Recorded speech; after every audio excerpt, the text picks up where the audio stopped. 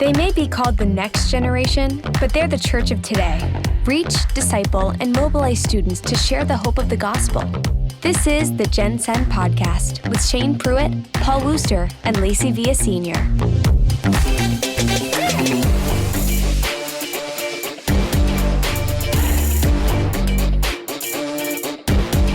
Hey, welcome to another GenSend webinar. This is called the Handoff. How do we bridge the gap between youth ministry and college ministry?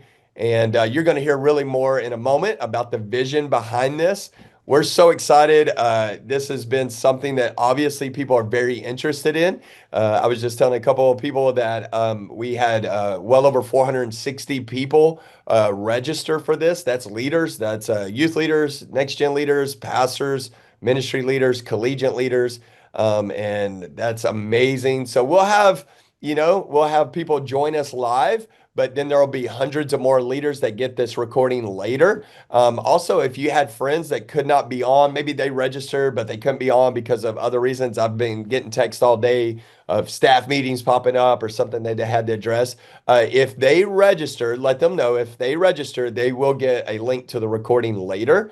Also, if they didn't register at all, totally missed out, what we'll do is we'll cut and edit this and make this an episode on our GenSend podcast. So a little brief commercial about the GenSend podcast that you'll actually hear more later. So no, we'll take this content, make it an episode on the GenSend podcast as well. I believe that somebody dropped the link into the chat. So if you need to cut and paste that and send that to somebody, feel free to do that, to text that out if they're trying to get on. All right. But to honor your time, without further ado, we're going to jump in. Let me introduce some of the people that you will hear from today. First, is a good friend of mine. All right, Josh Stephenson, and love Josh. Josh is the next gen pastor at First Baptist Woodstock. Josh helps us with our youth leader and coaching network. He's become a friend of mine. Love this brother. God's doing incredible things for him. And so he's in a space where he's, as a next gen pastor, he oversees everything from middle school through young adults. Is that right, Josh? That's correct. Yep. Got them all. Yeah, man. So a big responsibility there. So, man, grateful for you. Excited to have you on. Excited to hear from you today as well. And then somebody that I've gotten to meet recently is Trace Hamiter. God's using Trace to do incredible things. He is a collegiate leader. He's the executive director at the Oaks Collaborative in Auburn, Alabama. Now, Trace, you're in Auburn. So are you an Auburn fan or an Alabama fan? I know it's one or the other, and that's like fighting words there, right? Yeah, no, Auburn my entire life, man. Went here, graduated, been doing ministry here for a long time, and so all the time.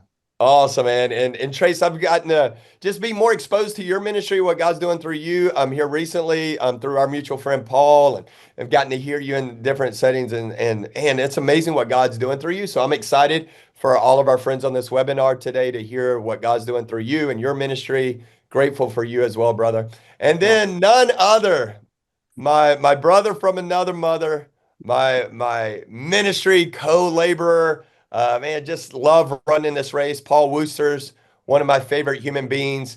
Paul serves as our national collegiate director, and God just does incredible things through him, and it's a joy running this race with him. Paul, so great having you. And before I turn it over to you, Paul, just a reminder of who I am. My name is Shane. If we've not met yet, I serve as our National Next Gen Director at the North American Mission Board, and it's a journey running this race with each of you as we reach students, whether that's teenagers, college students, young adults, as we reach them, mobilize them, disciple them with the gospel of Jesus Christ, and then set them loose to be the church right now. As we say on the GenSend podcast, they may be the next generation, but they are the right now church. And so, Paul, man, so great having you on, man. And Paul, really, this particular webinar, man, is really your vision. The Lord laid this upon your heart. So, man, share your heart behind why we're doing this conversation today.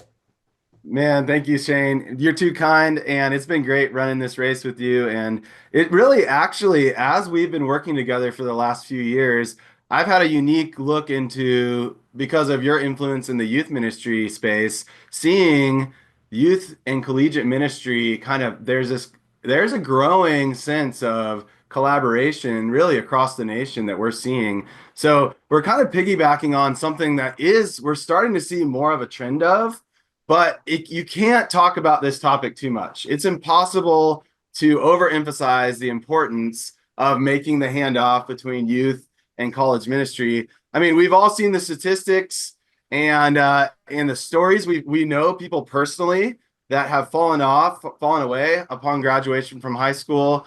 You know, a recent Lifeway study showed that 66% of those that grew up in church fell away for at least 1 year between the ages of 18 and 22. And so you just think about that. That is a tragedy. 60, even if it's just 60%, man, that is sad. And so if you've ever been at a track meet and see a baton dropped on a relay race, it is the most cringeworthy moment. And so I just want to say, let's not let that happen as a church. Let's make that handoff solid. And we're going to jump into some great strategies and ideas. It's not just going to be vision for it, and that's going to be awesome. But I did want to take 1 minute to do a little thought experiment. Think back on when you were a freshman. Just everyone take a minute. Think back of the first day you were a freshman. How did you feel? Man, did someone help you connect with a church? Who reached out to you? What could have helped make that transition better? And for me, I had a twin brother that I lived in the dorms with, and he was a follower of Christ. I had a ministry trying to reach out to me, and I still felt lonely. I still felt nervous. I still felt insecure. I still needed more than I was getting, I felt like. And man, I truly believe that the friends and connections a student make the first month when they go onto a college campus often determines the rest of their lives. And so, man, this is, I think if we're just thinking about the most strategic moment, one of the most strategic moments in someone's life, that first month of transitioning from high school to the college years is so strategic. And I don't want us to leave out non-traditional students, people that are in their 20s, that are 18, graduated from high school, that are in that, maybe they're not going to a traditional 4-year school. Let's not forget them in this conversation as well. And so, man, I'm more convinced than ever that students not only need a connection with a Christian leader in that time, but they need connection with Christian peers. Actually, Christian peers may be more important in some ways than a connection with a Christian leader. And as Johnny Lawrence of Cobra Kai once said, the best defense is more offense. The best defense is more offense. And so we can't afford to be reactive in this conversation or passive. We have to be proactive, making plans, and let's do too much. If we're going to lean one way in this conversation, let's do too much to connect people in this stage. And so, man, I can tell you from my experience leading a local college ministry for 12 years, I could count on one hand how many calls or emails I got from youth leaders. And that's actually on me, because I could have been more intentional in building those relationships with youth leaders. If you know me, I'm so focused on reaching non-Christians that our ministry did a lot to reach lost freshmen, but we didn't do as much to build relationships with the youth ministries and churches in our region. And looking back, that's one of my big regrets as a local ministry leader. And so you think about it, fraternities. I was talking to a fraternity leader. They spent their students and their leaders of a fraternity spent their summers golfing and going on camping trips, doing all sorts of social stuff with potential freshmen that could have rushed their fraternities. And my question is, why do secular organizations outpace our churches and ministries when it comes to intentionality and recruiting? And so, I mean, you can tell I'm passionate about this subject, but really the main goal of this is just to spark ideas. So really there's no one size fits all approach. And at the end of the day, there's so much room for innovations. So one goal is to get all the creative juices flowing. So I actually want to challenge you guys right now. If you have an idea that works or you think might work, drop it in the chat and also include your name, your location, and the ministry you serve. And at the end, Lacey, who's going to be doing Q&A, will read off some of these ideas for us, and we'll just kind of have a time of brainstorming together. But before we jump into our speakers, let me just pray over us, and then I'll pass it off to Lacey to take it away. Lord, this is something that only you can do. Really, you we can make our plans. We can try to do this on our own strength, but ultimately it's your power, your grace that can give us the right ideas and to prompt students to make this connection upon graduation. So help us in this moment, guide this webinar, and I pray this in Jesus' name. Amen. So if you found this recording helpful, it's going to be released, like Shane said, later on the GenSend podcast. And if you listen to the GenSend podcast, which I hope you do, Lacey is really the brains behind the whole operation. And so we're going to let her take it from here and keep us on the right track. Because if it's up to Shane and I, we might be in a million different directions. So go ahead and take it away, Lacey. Yeah, I'm really here just to keep all of the yappers. I got to cut them off at some point. Got to keep them on track. So I'm here to just herd them and make sure we stick to our time. But yeah, we got incredible 2 speakers that are going to share for about 15-20 minutes. And then we're going to have a live Q&A. So if you will drop any questions as you think of them, or like Paul said, if you just have an idea that works that we need to get out there to people, drop that in there. We'll share it at the end, and then we will try to get to as many questions as possible before this ends. But excited to be with you guys. I do social media for GenSend and for NAM, and so would love for you guys, shameless plug, to follow us on all social media. And we'll post there when this episode's released. So it's also just a great place to stay up to date with the resources that are coming out, because everything we do for you guys is free. We just want to help you guys out, serve you, so that you can reach more students and mobilize more students. But let's jump in, because I want to make sure we have a lot of time for that Q&A. We always run out, so I want to go ahead and get in. Josh, why don't you kick us off? Excited to hear from you.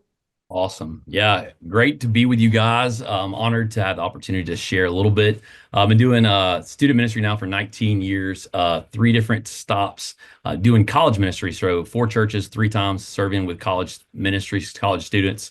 And I'm a UGA grad, as you can see behind me, and I know you're going to hear from Trace in a minute. And he's an Auburn grad, so it's like SEC country. So I apologize in advance. Anyway, went there, was really involved in BCM. My wife and I met through a BCM, involved in FCA there, and now just the love working with young adults, next generation leaders.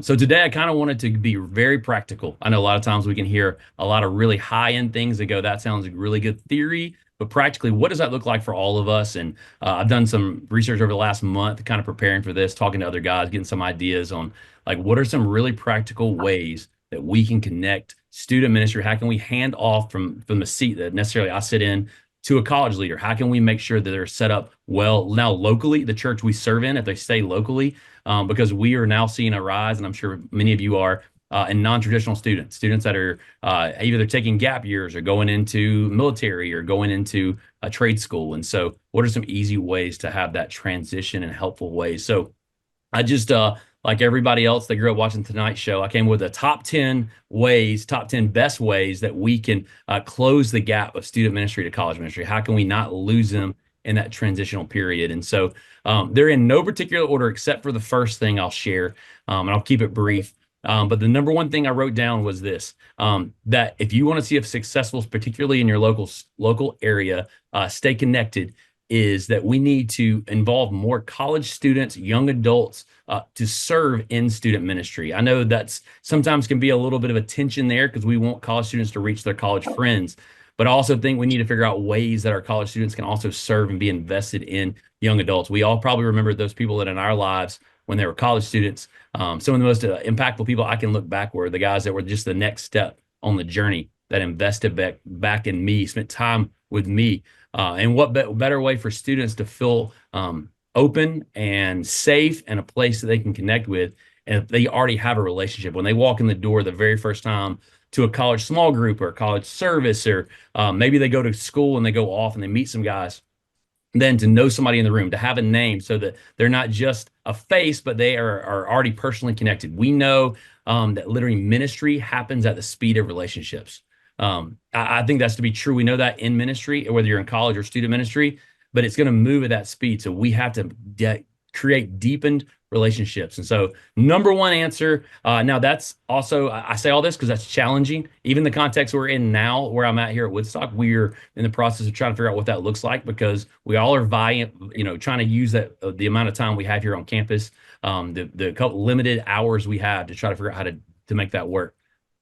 Second thing I wrote down is this, that we need to incorporate, if you have a college small group or Sunday school class or college pastor or whatever that looks like where you are, to incorporate them into some type of student ministry activity. Whether that could be on a Wednesday night off night or Sunday morning, it could be show up and have opportunities to be able to share with them, get your face out there, make that connection. Again, it's a handoff, right? It's because I'm a youth pastor, I have visuals. It's the baton pass on a track meet, right? The fact that we're trying to pass the baton to the next person, and we do that through already having engagement with them. So already thinking through that. Third thing I wrote down is this. Have your college leaders, so if you already have college students involved in your church, they need to be involved in the things you do. An easy way or you maybe a summer camp or a D-Now chaperones, if you guys do the D-Now route, or mission trip chaperones, obviously vetting them all the way through. But so again, it's all about ministry and relationships, having them go and be involved in that. If they go to camp with you, one thing we do here at Woodstock, we do a special night at camp where it's senior night, and our college ministry typically will take them and do something. Typically, we would say breaking the rules, but we make the rules. So we'll do Waffle House runs, or we took them off site last year. We did a beach camp, so we took them out to a special seafood dinner. We have done skate parties. We've done afterglows. We kind of make them feel special, so you begin to build that rapport and relationship with the students. The fourth thing we wrote down is this. And this is for all the people in the room. I saw on the chat, there are a number of people that are already involved in BCMs or maybe your local ministries on college campuses that aren't directly connected to the local church. A great way for a student pastor, so if you're a student pastor like myself, you need to have a Rolodex of who your guys are at the different schools in your state.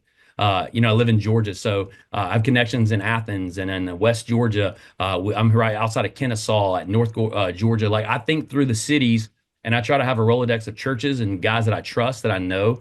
I look for college ministries that I would respect and know, and try to have their cell phone numbers so that when they graduate and I find out they're going, I'm able to supply that to a parent and a student. But at the same time, I'll reach out to the BCM director saying, hey, here are a couple of guys that are coming. You need to make easy connection. I know you BCM directors that are on here would say, yes, amen, hallelujah. Thank you so much for the low-hanging fruit there. And that's something easy. We can do that. It doesn't take a whole lot of work. If you ask around, you probably can find some pretty quick connections there.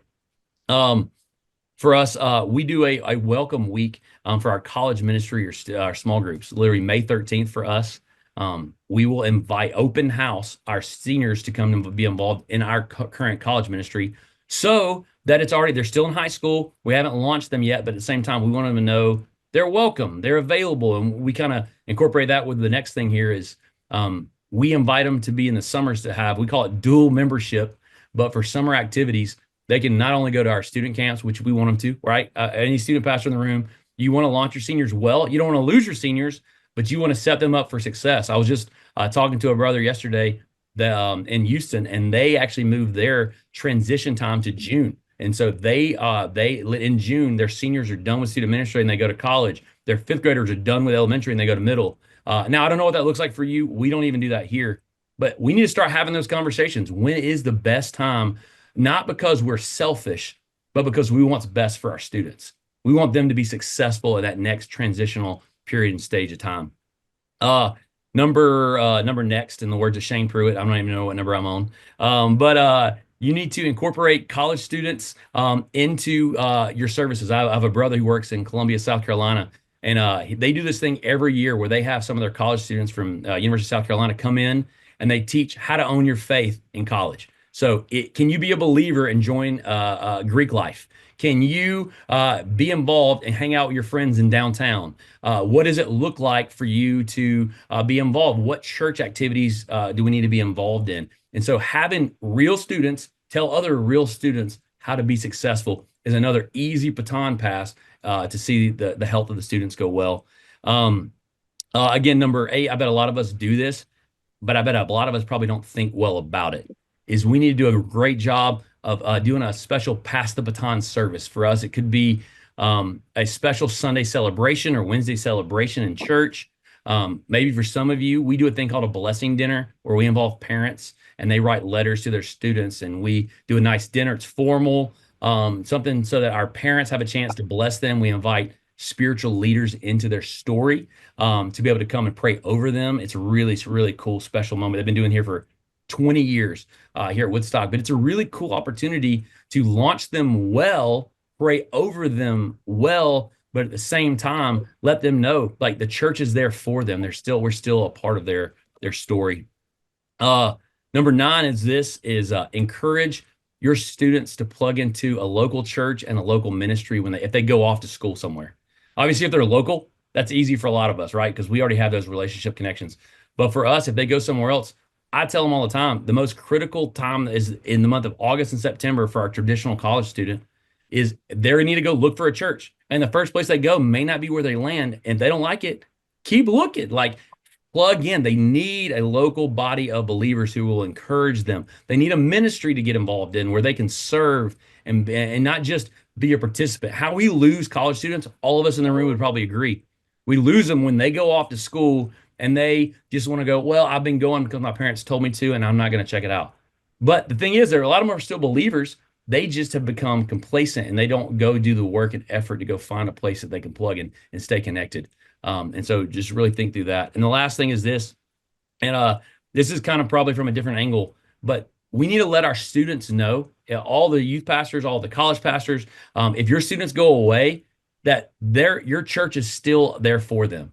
Now that can look a lot of different ways. Like we always tell our students, like, you have a home when you come back if you go away. We also find out, and this happens probably more often than I would like, students go and they realize their first semester, man, they didn't love it. They had a bad experience and they come home. Well, now they're embarrassed and they don't want to come back to church because they're like, well, you launched me out. Let them know that home, like, you're still your home church. Like, you're still for them. You still love them and want to support them. If you're a college pastor on here, man, I would just encourage them, even if they go off to school, maybe try to figure out ways to connect, maybe go do visits if you have the ability. I was at Sanford's campus last year. I called up all my old students at Sanford and was like, hey, I'm here. I'd love to connect. I'm going to buy your lunch. I'm the student guy. I didn't at that point, didn't even work with college ministry, but I knew for them, they felt valued and special. So when they ever come back on campus here, they come and find me because this is their church home and it keeps them connected into a local church. Because again, our goal is longevity, not short-term results. We need to see their long spiritual health, not just trying to fill a number. And so, as I think through this, I mean, this conversation, it's so funny. Like, ever since Shane, I talked about it, this has come up in so many conversations. We're actually in the process of hiring a new college pastor right now. And I'll tell you, every conversation I've had, this is one of the top questions.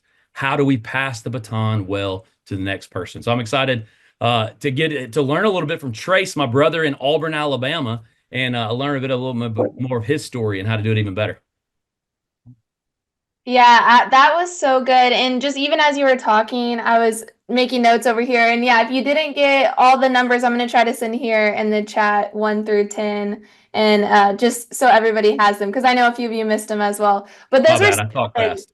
No, they were so helpful. They were so good. And I just think I was honestly going back to me as a senior, and I was like, what was most helpful? And it was honestly the things of like, oh, I met college students who served at a D now, and that's how I was like, oh, that's interesting that you do this. And just that was so helpful, was getting to know and meet college students who are already doing it and doing it well.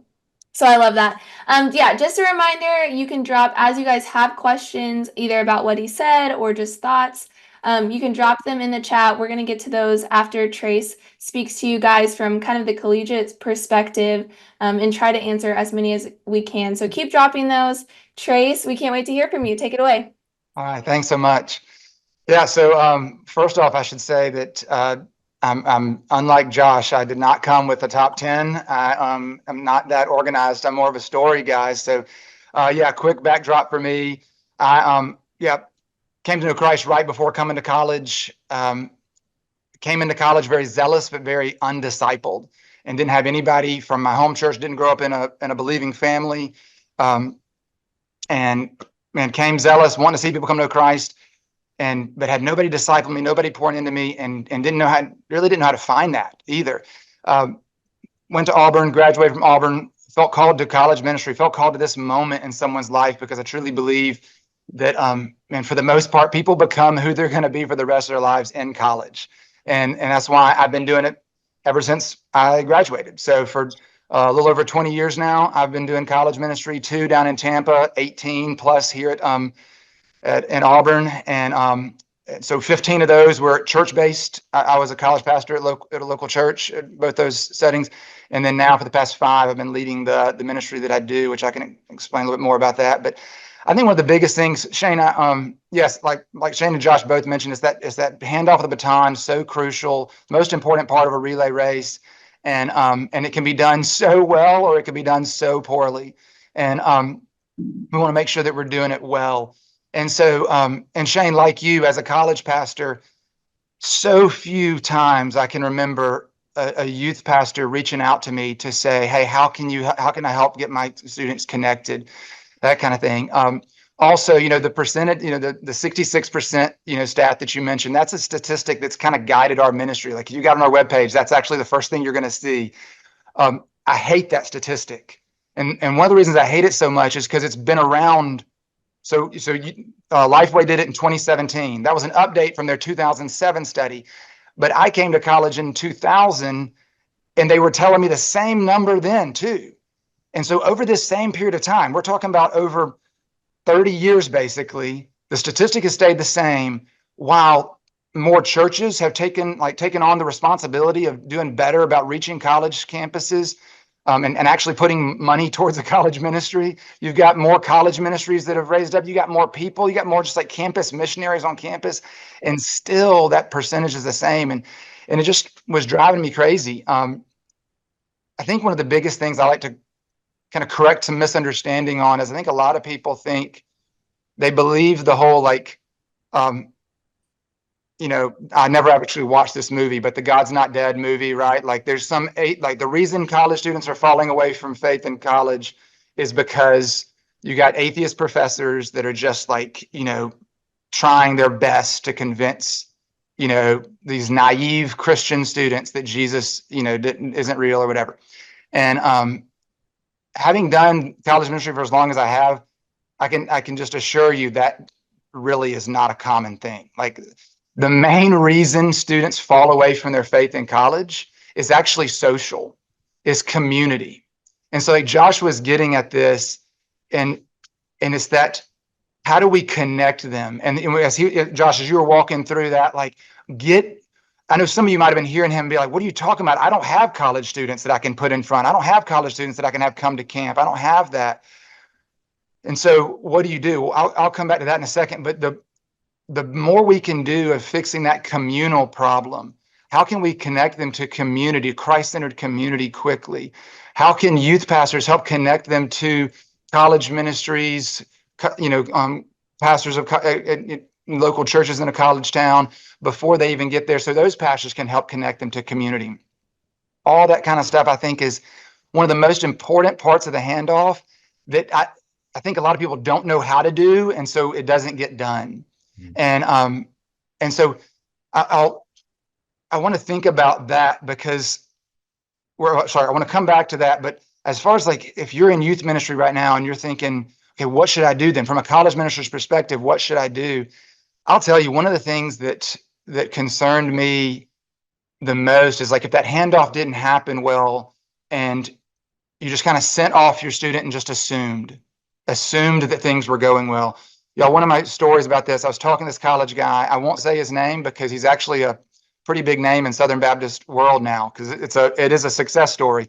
But this guy was a college student. He's from my hometown. He'd kind of come to college and done just the crazy frat life. And he reaches out to me because he's from my hometown and he knew me.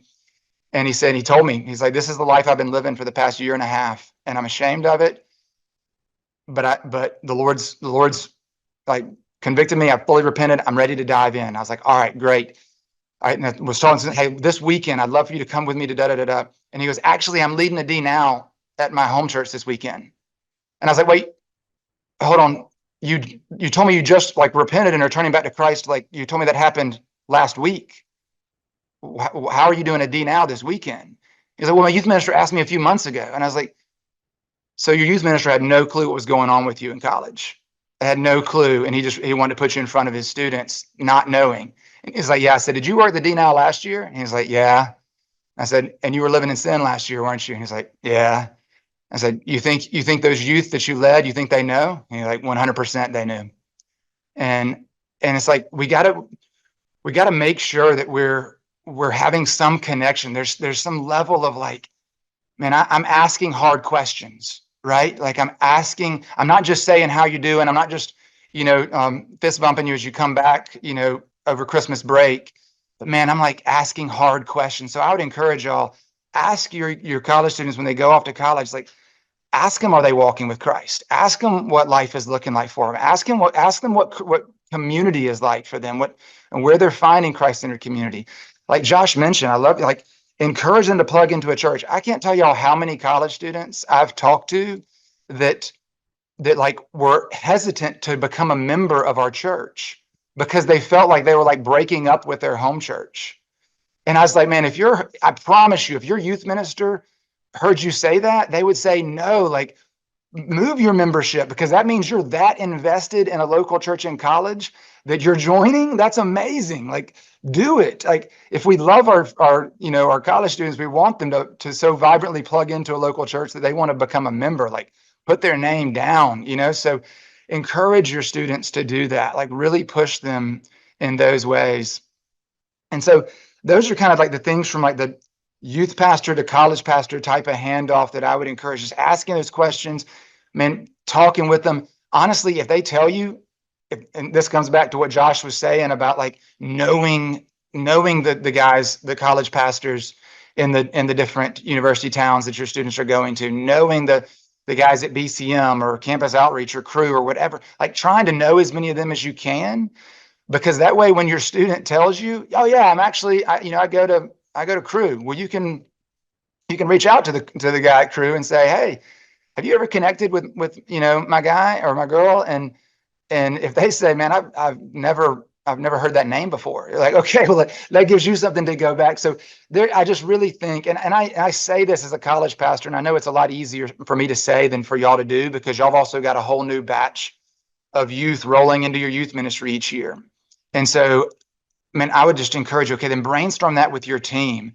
How can we do this together as a team to follow up with our college students through their freshman year and make sure that we know they're landing on a sure footing? The other thing that I'd say is on the community side. That is where, man, if you've got students that have gone off to a college and are walking with Christ, man, try to connect your graduating senior to them early. And that's again what Josh said. What our ministry does now is we set the table for these relationships to happen. So for some of you, you're like, man, I don't know these ministers. I don't know anybody. How do I make those connections? I don't have students there. Don't mean this is a shameless plug, but what we do now is, I just kind of talking about closing the gap. I saw that as a gap. And so we saw the importance of the first few weeks, right? Like y'all might have thought that as a college pastor, I was going to get on here and I was going to talk about the first 72 hours that are students on campus. And so you need to be out on the concourse and handing out, all these things. You need to be doing this, or the first 2 weeks, you need to be having these many open air public worship services on campus. Those are all good things. Like I would never be against that. But I got frustrated with them because there was such limited movement. I didn't feel like it was really moving the needle as much as I wanted to.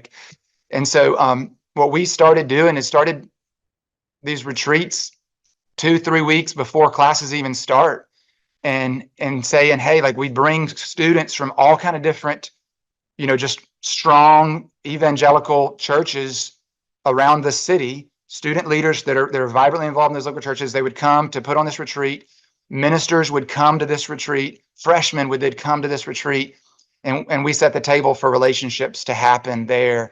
And so then that way you change those first few weeks of campus. You change those first few weeks that they're on campus, because before they even started those first few weeks, they already had Christ-centered community around them. And so that's been a game changer for us in closing the gap here at Auburn, and then kind of growing So Josh, we are at UGA. We can branch around. We are, most other SEC schools and a lot of other schools too. But, we just found that whatever you can do. So at Auburn, we saw that was really kind of, and to use another metaphor, that was kind of closing the back door of the church, because students weren't leaving because they kind of came into this retreat, found Christ-centered community, and that helped them connect to those churches and campus ministries. And so they stayed and they kept living vibrantly for Christ. And so that's one of the big things that we've seen. And you may go, okay, but what if my students go into a school that doesn't have that? I would still say, think through how can I make sure to get that social factor there where I can help them find Christ-centered community even before they step on campus. Like, what can you do to bring about that type of construct for them, so that as they're moving in and as they're starting those couple weeks, they're not doing it blindly. They're not lonely, like Paul, like you mentioned, you struggled with, even though you came in with your brother. Like, they're not doing it like that. They're coming in and they got somebody that's going to be checking in on them. They've got somebody that's going to be saying, hey, do you need a ride to church? You got somebody that's going to say, hey, let's go hang out with these people. Because that, I think, is the biggest need on like for the actual like relevant need for an incoming freshman. Or what we have been mentioning is transfer students too. Like it can be actually the hardest for transfer students to come into a major university and feel like nobody really cares about them because everything's geared towards freshmen. So thinking about all those things is one of my biggest encouragements. Man, that's so helpful. And I know we are about to get in some good conversations because we've got a lot of questions here. So Paul, Shane, Josh, Trace, I'll kind of point who should answer first, but then you jump in if you have thoughts or you have a response to the question. So super easy. I'm going to start with a quick, easy one. Is there a place where college groups are listed based on states for youth pastors to reach out to, student pastors to reach out to? Trace, do you know of one? And then if anybody else knows of one, let us know. Yeah, so two things I would say. I mentioned our retreats, and so for any of our retreats, we have a list of our ministry partners, and these are all like Bible believing. They've signed off on a ministry partner agreement where they line up with, and we all agree on the gospel. We all agree on the authority and inerrancy of the Word of God. Like we all agree on just on the centralities of who Jesus is and what He did for us. And so that would be a list for any of our schools that we have retreats at. And so there's a list on that. There's another thing that a friend of mine leads a ministry called the Launch Mission, and he has an app called the Campus Connect app, and you can get on there and you can point your students to that. I think he's actually even on this call, but you can get on there and just say, hey, FSU, I just pulling out, and it'll pull up here all these ministries that you can find and contact information for all of them. So it really decreases that time of having to just, Google search for whatever. It'll list out churches and ministries. So that's when I would say the Campus Connect app through the Launch Mission. Yeah, great question, Lacey. And as far as Baptist collegiate ministries go, we have state directors and regional directors, some of them combined states. But if you go to collegeministry.com, they have a directory of each state. And so whatever state or Canada as well, we have regional leaders that you can send an email to. And sometimes they also list them all out and you can find the local director. But honestly, even if you can't find what you're looking for, email me personally. I'll take time to connect you with someone that would know about that campus, because it's too important not to do the research on that and make that personal connection when it comes to making that handoff. Yeah, that's awesome. Will you drop your email in the chat, Paul? Sure. Yeah. Awesome. Yeah. Let me ask this to Josh first, and then if you guys have thoughts, jump in. And this is we got two similar questions, but how do you hold space for both college-aged and college students? So this person asked, they have a young adult ministry for anyone between 18 to 35, but then they have a college ministry for people ages 18 to 23, because they've had some trouble with, mixing those and kind of finding a balance there with it's a pretty wide age group and stage of life, I would say. Yeah, great question. Ironically, in the last probably 4 months, 5 months, I've done a lot of research on this just because we're narrowing our focus. Even our college ministry before, it was kind of like an open door where kind of anybody could come, and that was a great opportunity. But we realized that some of my 18-year-olds didn't want to be in the room with 35-year-olds, just to be honest and transparent of that. And we were like, okay, we need to help navigate that and make it a safer space. And so for us, what we've done is thought 18 to 30. And we've done a kind of research. I was actually having a conversation with Evan. I think he's floating on here somewhere last week. And like literally a lot of ministries are doing this 18 to 30 idea with that focus on really the 20 to 24-year-old is being your primary focus. Mainly reason is your 18 to 20-year-olds feel comfortable in the room if your focus is on 20 to 24-year-olds. And your 25 to 30-year-olds feel like, hey, you still have something for me. Obviously, when you get married, we would all say stage of life happens. And there's nothing wrong with late 20s necessarily want to be involved, but I would also encourage them to get in a group with other married couples and help grow spiritually. It may not be the best location to be with just a bunch of singles, even for your whole spiritual growth here, just may be a little awkward. And so that's kind of what we've found. Now creating those spaces, I think you probably could, if you have the capacity in a church leadership to be able to pull that off, or even have a small group that's designated for 18 to 23, 24, maybe non-traditional college through that age, and then an older one if you have that capacity. And even inside of what we do, our small groups are designed more based on stage of life. And so younger college, older college, young adult, later adult, late 20s, because we're all dealing with similar aspects, but a 28-year-old and even an 18-year-old are going to be answering two different questions. They're looking at things through two different eyes. Hey, listen, a 28-year-old can rent a car, 18-year-old can't even rent a car yet. And so we're like in this like negotiating, trying to figure out stage of life through that. Shane, Paul, y'all got any thoughts? Trace?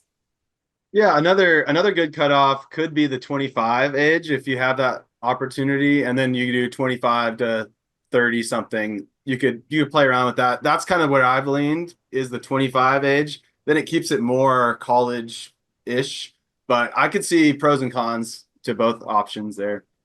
I think context is so important. Oh, sorry. I was going to say, I think context is so important too. Like, and you're in some, depending on your setting, like to be honest, at Auburn, man, seniors are feeling old in the college ministry like that. And they would tell me that, like, man, I just feel out of place. I feel like I'm so old. It's all these younger folks in here. And so, I mean, they're 21, 22, and they're starting to feel out of place. And grad students 100% just are like, man, we need something just for grad students. And so they're 22, 23, and they feel 100% out of place. But that's because of kind of like just the culture that exists at Auburn. So I think pay attention to your context is what I would encourage.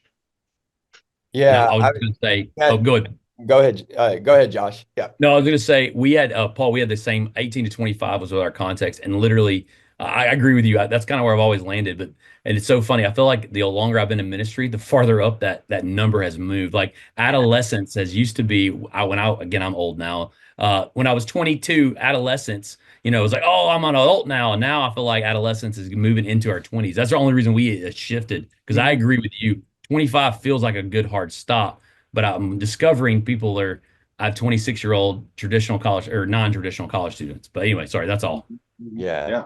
No, that's great. And there's nothing I have to add to this, Lacey. I would just give an encouragement to anyone who feels like they're just struggling with trying to figure out what to do here and what's most effective. I just want to say how excited I am that you're even caring as a leader and that you are focusing on this, because the largest missing segment in any church, it doesn't matter the size of the church, the largest missing segment in any church is that kind of 22 to 35 range.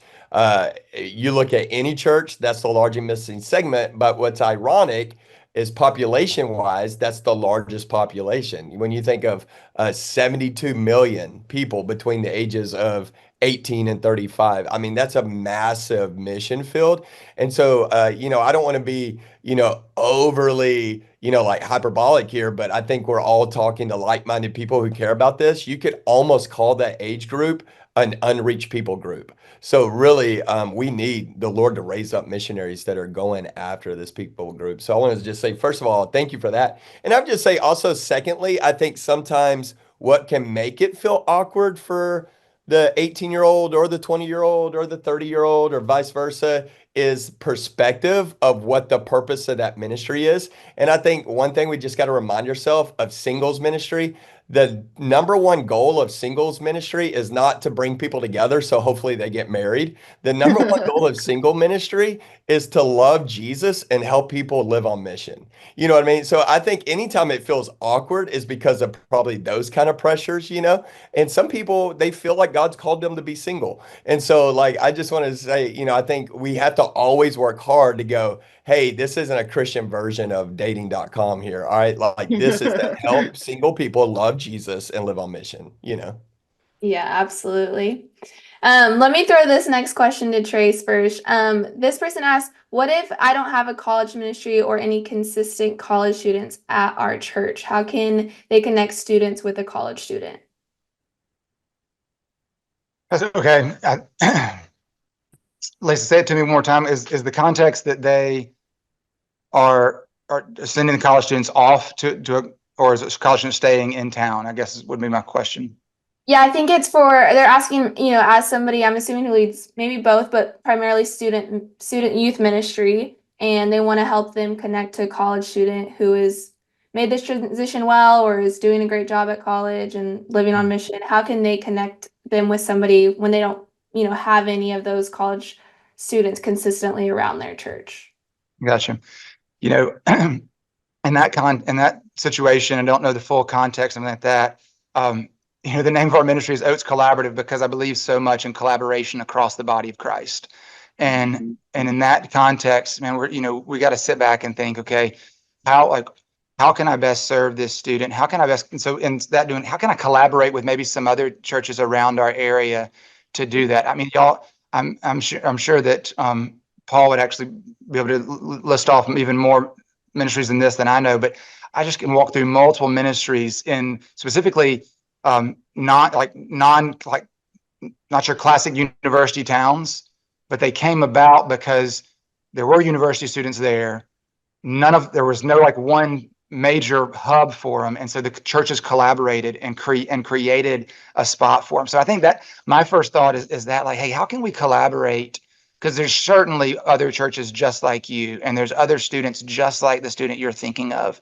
How can we collaborate across churches in a local setting where there's maybe no BCM, there's no other any ministries like that? How can we just create something? We can create a space and let the students do it, right? Like I believe so much in student leadership. So how can we empower them to create a space that becomes a community, a Christ exalting community for them? And so I think that would be my biggest encouragement there. Yeah, I agree. And there's almost always something. We're still in the United States and Canada, maybe less so in Canada. There's less solid ministries, but a lot of towns in the United States, there is some sort of a young adult or college ministry that your student could connect with. And that doesn't mean they would have to join that church and not be part of your church anymore. But or another great option, like I think what you said, Trace, is you coming alongside them and helping them start their own community and grow into business. Don't go into business. Start a small dinner group they invite 2 or 3 of their friends, or who knows, it can grow. I just heard about a young adult that was in a community that he just was having trouble connecting with a young adult, people his age. So he just started a Bible study on the beach, and they would just open the Word of God, and they would split up into discussion groups, and it grew from just him and a couple buddies to now they have almost 50 people meeting on the beach every week. And that's a good location, something outdoor, something fun. But they've kind of grown this thing to where now they're in these little discussion groups, and he just gives them a scripture and says, hey, this is the scripture of the day. Let's discuss. And so who knows, God can do all sorts of stuff. So sometimes that need produces innovation. And so maybe that student can start something, and you can come alongside them even in your spare time as a student leader or a pastor. If you really want to see something, maybe this is an opportunity to start a college ministry or a young adult ministry with that student as your person of peace kind of thing. I love that. That's a great idea. And that's a great story. Josh, this is a question for you, kind of asking a little bit about two things. Your blessing dinner. So when do you guys do the blessing dinner? And then also about the dual membership over the summer. Does it start near the beginning of the summer at high school graduation and end when the students leave the youth ministry? Kind of what is the timeline there, or give us a little more information. Yeah. So blessing dinner for us actually is in 3 weeks. We do it we do senior week. So we'll do senior recognition on Sunday, blessing dinner on Thursday. We have bowling, pool party. We have a lot of different things. We just try to honor them and then really pass that torch well, because we know transitions are so key. And so that happens at the very end. It's really been a really cool thing that we just honestly, for all of us, we know that high school, if we're on the metrics of like doing things, it's really not the highest thing. To a senior, though, it is. And so we want them to let them know, man, you've done something. We value, we see you, and your parents. And we have crying out tears. We share the gospel just in case maybe they don't get it, but parents are crying. Students are crying because they maybe never heard a dad or a mom, or we say spiritual leader, because we know most of our students now have the spiritual leader in their home may not be the dad, or the dad might even be the home. So it may be literally Right. we have a dear friend who comes in and is a single mom. She adopted 2 girls, and he comes and does up that part of their story. Is really cool. So that's kind of the blessing for us. That's a really neat opportunity. And then dual membership. Whenever graduation week happens, they literally get an invite. So actually, in 3 Sundays from now, when we do senior recognition, we'll give them a summer calendar at senior recognition with our college team and say, hey, here are the things we're doing. I mean, we kick off with whitewater rafting because we're close to Tennessee mountains. So we'll drive up there, and it's a fun on ramp, easy, low, you're not worried. It's a relational building. And then that bleeds into a couple, we don't do a ton, 3 or 4 opportunities in the summer to connect. But they're really intentional. And so everything we do is intentional. And they literally can start going to, we still call them sometimes Sunday school. I try to not say that word, but small groups. They can start attending college small groups even in the summer. They have the option on either one. But if somebody asks me, I tell them go, because again, as much as I would love, it feels good for me to increase my number of people who attend, because right, it matters, or we feel like it matters. It's more important for them to get connected. It's more important for me to Right. look in August and go, wow, they launched well, versus me trying to retain back something else. Good. It's good. Yeah, that's helpful. I'm trying to think who I want to have answer this first. If one of you thinks of a great answer to this, but I know I've seen this, and this happened even my senior year, but how do you navigate high school seniors who have checked out of student ministry and are self-inserting into the college ministry prematurely?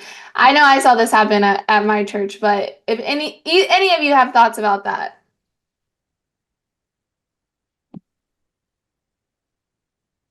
Yeah, I'll jump in, Lacey. This is just one thought of what I've seen churches do. And of course, this is if you have the resources and the space and the leaders to do it. Is, used to, I think in student ministry, people would kind of break down, clear lines, middle school, high school ministry. But now in a lot of school districts, and our oldest, Lacey, who you know well, Reagan, who's now in college, in her school district, she was able to start taking college classes as a junior in high school. So then immediately you're taking college level classes, you're with college professors, you're with other people that are doing the same thing. And so she started thinking like a college student.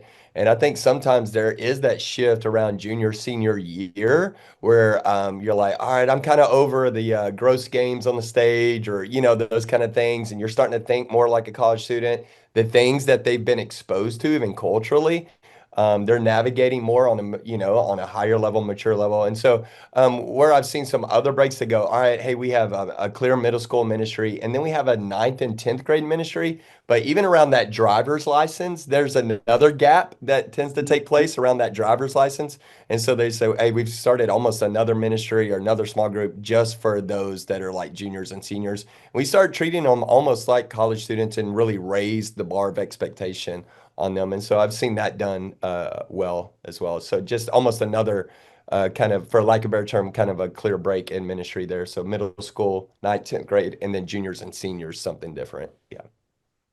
Another option is also to have your juniors and seniors start leading, in the sense of leading discipleship groups or small groups of the ones that are freshmen and maybe junior hires.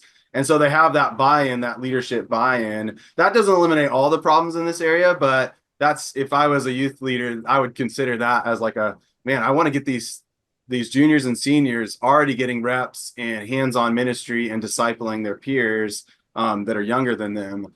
That's a good way to keep them motivated, keep them excited about what's going on. But it's also not the end of the world if we've had some kind of, as long as there's good communication between the youth leader and the college minister, hey, and there's not any division there. We've had some times where we had a senior in high school that was getting involved in things and visiting the college ministry, and we're like, hey, you guys cool with that? And it's all good, and they're able to connect. And so there might be some flexibility there as well.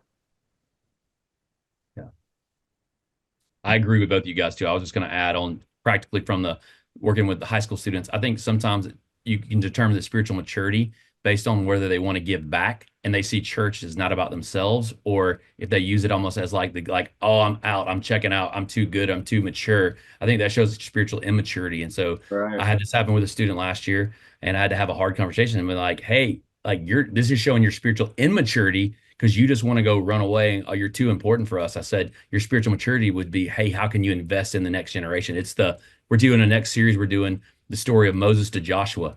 Moses was an incredible leader because of the legacy he left, and Joshua led well. Joshua, if you read the end of Joshua's story, it did not end well. Like the Israel fell away. And so though he may have been an incredible leader, he didn't leave a legacy. So we have to encourage these kids. What legacy are they leaving behind to the generation behind them? Yeah, and another, I love Evan's hype. Another thought I had that was really helpful, I know to me, but if you have people in your church who are just super intelligent, older people who, like, I know we have some people who are on staff at local seminaries or teach at Bible colleges nearby, or maybe you just have like older people who are retired, but they have that knowledge. A lot of times, those juniors and seniors, they're just wanting more depth, or maybe more, they just want to learn more. And so if you have somebody who's like, hey, I love teaching theology, I love going deep, yeah, empower them to, hey, we're going to start a group for these seniors who maybe want something a little different or want something a little more, and then they can kind of take charge with that as well. And I know that's been helpful for our context. Paul, this is a good question, I think, for you to start off answering. This person asks, what should the relationship be between church college ministries versus campus ministries, especially when the campus ministry doesn't have a vision for the local church? That's really tricky when there is some kind of misunderstanding between the vision behind the different ministries. But my advice whenever because I have, this is a common conversation, is take the high road, and and always in those kind of conversations, and do remember that our primary goal, if we're on a college campus, if you're a campus-based or a church-based ministry leader, is not just to babysit Christians. We also have a vast blue ocean of non-Christian students that we need to be focused in reaching as well. And so I think there's a lot that can, if everyone's focused on reaching the lost, it's kind of like you got this big harvest field and you're working on this harvest field but with your little crew, and another crew pulls up right next to you and they're harvesting the same harvest. You're not like, hey, this is my harvest, get out of here. Like it's all the Lord's harvest, right? And so we need to have a level of humility there, and realize that, man, but there's some people that just don't play in the sandbox well with others, and that's something that we need to make sure that we do and honor one another. And be Ephesians says, be completely humble and gentle, be patient with one another, bearing with one another in love. And so that's kind of part of our sanctification, is learning to cooperate and one another, even other ministry leaders, like love one another and forgive one another and bear with one another. And so you're never going to grow out of that. But so there's, without knowing the particular context, but I think start from the beginning. So as soon as you step into that college pastor role and or that campus-based ministry role, you got to have meals and meetings with everyone else and get to know. You don't have to have like, you don't always have to have complete synergy on everything you're doing, but you just have to at least know and respect one another as fellow co-laborers, if that makes sense. Yeah, I'll jump in on that, Paul. We something that we do here in Auburn, and we actually try and do at all of our other, or we encourage at all of our other campuses too, is getting together everybody, whether it's church-based or campus-based ministers that are all trying to reach the campus, get them together once a month for prayer. Right. So these guys become brothers. They're praying for each other's ministries, but also praying for each other's families. Right. Like we're just praying for each other.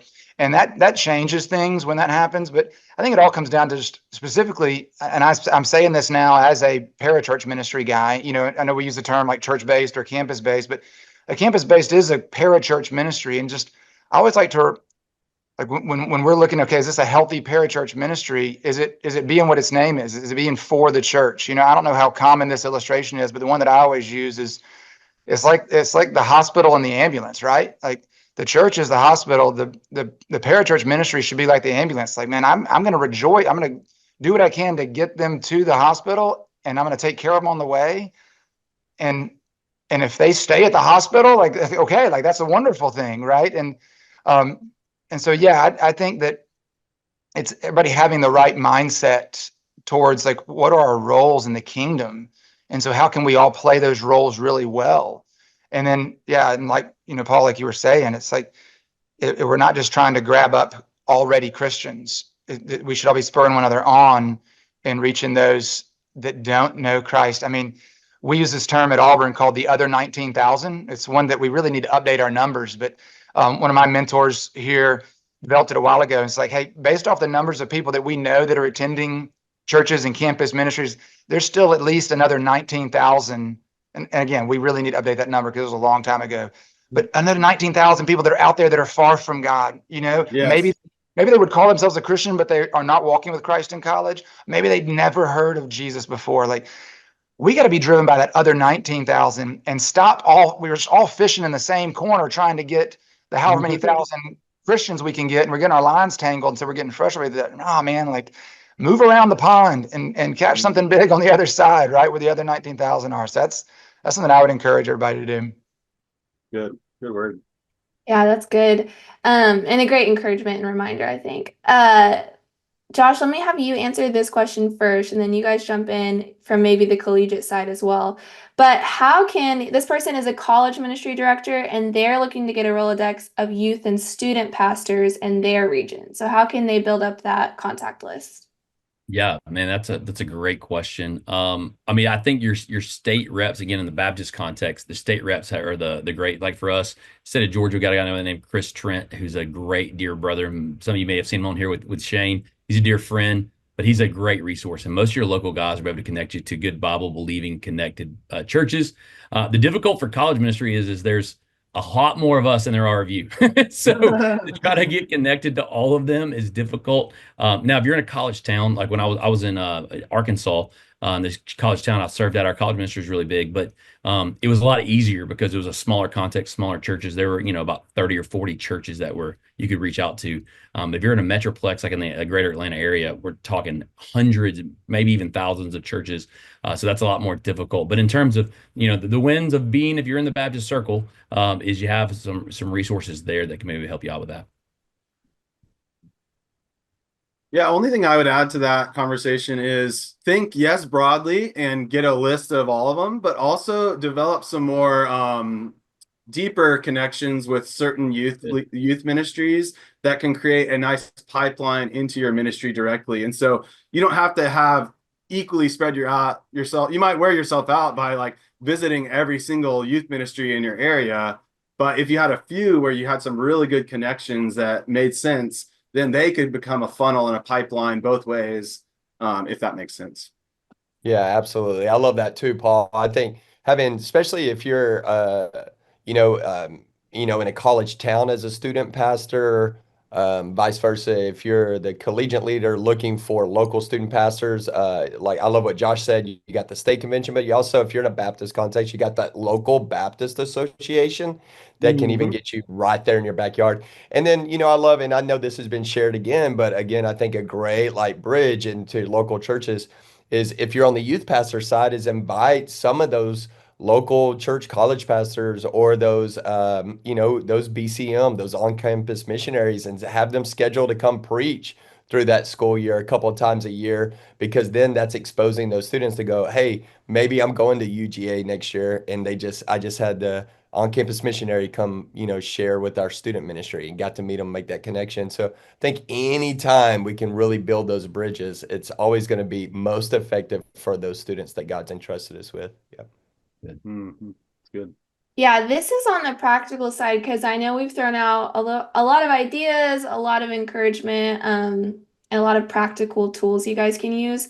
But this person wants to know, guys, how do you balance the weekly rhythm of planning, prepping, semester events, all these things, and then also thinking about passing the baton and being intentional with that, and with all these, different, obviously they're not going to do all the things we recommended, but maybe a few of the things we recommended. Shane, you want to kick us off there? Oh my goodness. Yeah. Yeah.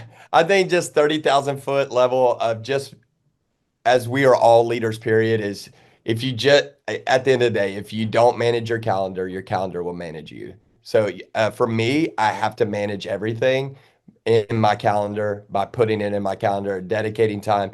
And this may sound legalistic, but it helps me sit at the feet of Jesus. I even put in my personal calendar time with the Lord, because if not, it gets hijacked every single time. So I just say, be a good time manager, calendar everything, schedule everything. And of course, you got to be flexible if fires take off or emergencies happen. But be pretty dogmatic about sticking to that schedule. And then also, we've said this, I think we've said this about 3,000 times probably in our coaching networks, is you don't always have to add additional things to your calendar. Just invite certain things in that's already in your calendar. So for example, already take some of your ministries, and if you're a collegiate leader, take some of the things you're already doing and go, is there a way we can dip this down to graduating seniors? We're not having to add anything else to our calendar. We're just expanding the things we're already doing. Or if you're on the youth ministry side, instead of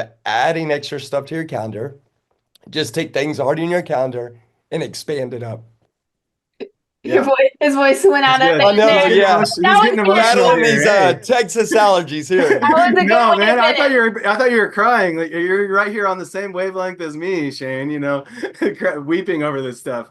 But no, I actually heard some BCM ministries, they do a high school senior weekly meeting, and it's towards the end of the spring semester, and they invite all the regional youth ministries to come join them for that one Tuesday night or Thursday night, whatever it is. And that's just an easy way to kind of invite them in and make connections and all that. But a lot of the stuff that Josh and Trace are talking about is planning it into your calendar. And so just like you plan your fall outreach, your first weekly meeting, or and this goes both with youth leaders and college pastors or campus ministers, is, man, we need to be planning probably at least half a year in advance, or maybe a full year in advance, and putting all these key elements into our calendar. And so then we can build momentum towards those things. And honestly, the more I'm around collegiate leaders, most of them are pretty weak on this. They're like, yeah, we're going to do a fall outreach, but then or we're going to do this, or we're going to do that. But if you only plan a month out, there's only so much you can do.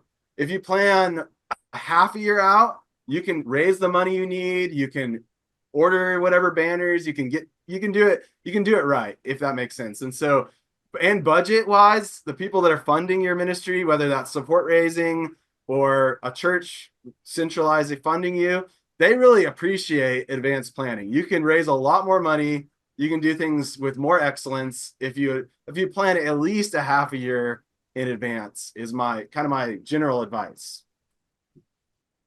Yeah. And I would just say, be intentional with everything you do. If you're going to do it well, maybe do less better. And the reason I say that, I had a mom come up to me and being like, with all the senior activities, graduations, school functions, proms. Like, we're very busy and we don't want to miss things. So just for even us, we're even rethinking, like, how can we be more intentional, maybe do more with less, so that these seniors are super busy, especially if you're trying to go after them. They're super, it's the craziest season they've ever had, trying to figure college out, get all their, scholarships in, all that. So just be really intentional on that time. The only thing that I would add to all that is somebody encouraged me a while ago just to lay out all my roles under God. What are all my roles? And then to actually make sure that I'm fulfilling all those roles and not just giving time and attention to the ones that are easier or the ones that are more enjoyable. Right. And so, or the one, whatever it might be. And so that role of shepherding, like what we're talking about, it takes time to be thinking about, I need to call this, this high school, this college freshman who's graduating out of my ministry, and just check on them. Well, that's shepherding.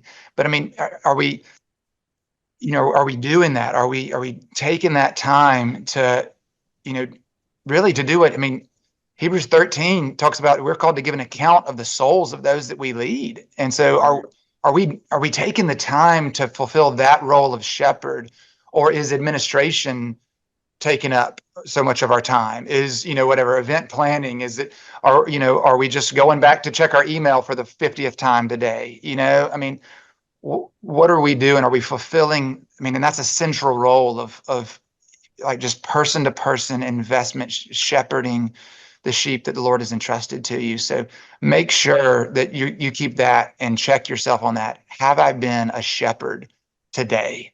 And if not, like, who do I need to shepherd? Who do I need to check in on? How can I be attentive to the needs of these these seniors that are graduating, or those ones who've already left, or whatever it might be? That's a really good encouragement. And I feel like that's a good encouragement to end on. I know I just did this, but if you guys want to save some of the ideas that people shared in the chat or resources they shared, if you hit the 3 little dots, you can hit save chat, and it'll actually save the chat to your computer, so you can go back and look through people's, they dropped a lot of great ideas in there, a lot of great resources. So save that. I know people dropped some notes as well. And I think that would be helpful for you guys. But otherwise, Shane, Paul, I don't know if Shane's going to be able to talk again, but Paul, why don't you close us out and pray for us? No, Shane just unmuted. You got something, Shane, to share? Oh, no. I was doing my best, Paul. I was breaking down over here in tears. No, I was like, these Texas allergies, they're bullies. They were attacking me. I had to pop a cough drop real quick. Hey, no, I just want to say this. Really, the title of this is Handoff. Paul and I, Paul, like you and I, we don't want to, put it out there too soon, but Paul and I are working through some resources, thinking through some things on this very topic. So this is where we're really wanting to head to the future. It's very important to us to close this gap, the handoff. And I would just say on this, I think it's a paradigm shift in even how we think, whether we're on the youth ministry side or the college and young adult side, is instead of like hands off, it's handoff. Because I think sometimes in the past, if we're not careful, as soon as, if you're on the youth ministry side, as soon as they have graduation Sunday and you honor those seniors, you're like hands off. You think you're done with them. You got them across the finish line. No, it's not hands off. It's a handoff. Same thing in college and young adult ministry. When they're graduating out of your ministry, it's not hands off at that point. It's a handoff. So meaning really your ministry, probably like Josh said, is never done. You're always going to be, a part of some of those students' lives forever. But a lot of them, you're not done for, say, until they've plugged in somewhere else, till they plugged into that next stage of life, that next ministry. So again, not hands off. It's a handoff. Yeah.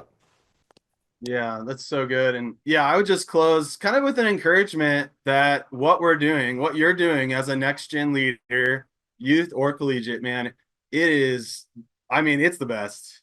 Guys, like, I just pray that many of us on the call and listening later, you'll become a lifer. For me, if I had 1,000 lives, I'd give them all to college ministry, because I just want to see the greatest impact I possibly can. When I was, this last week, I was at University of New Mexico walking around there for a conference. And so here's the emotion side of it. But I walked by the dorm that my father gave his life to Christ. A college ministry leader gave him a gospel tract, and he went back to his dorm room, Alvarado dorm at University of New Mexico. I walked by it. It was a really old dorm, but he read that gospel booklet and his life was changed for eternity. His life was transformed. And now he's planted multiple churches. He's a church planner, but now all 4 of his sons are in missions and ministry. And so what we're doing in college ministry, in youth ministry, in leading the next generation, it doesn't just change individual lives, it changes family trees. And so, man, what we're doing is so key, so important. And so I just want to thank you for what you do and just remind you, it matters more than you and I ever know. And so, yeah, I'll just pray for us, and then Lacey can give some last thoughts for us. Father, thank you for just these leaders that have been on the call that are laying their lives down for the next generation.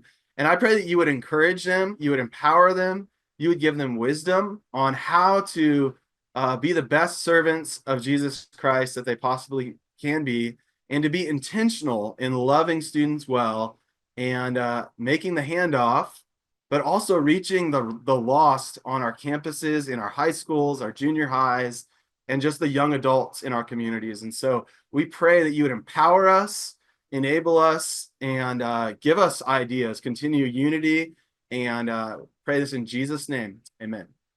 Amen. Yeah, I know we've mentioned a lot of stuff today, but everything, if there's anything we mentioned you're looking for or any other resources, you can find it all at gensend.org.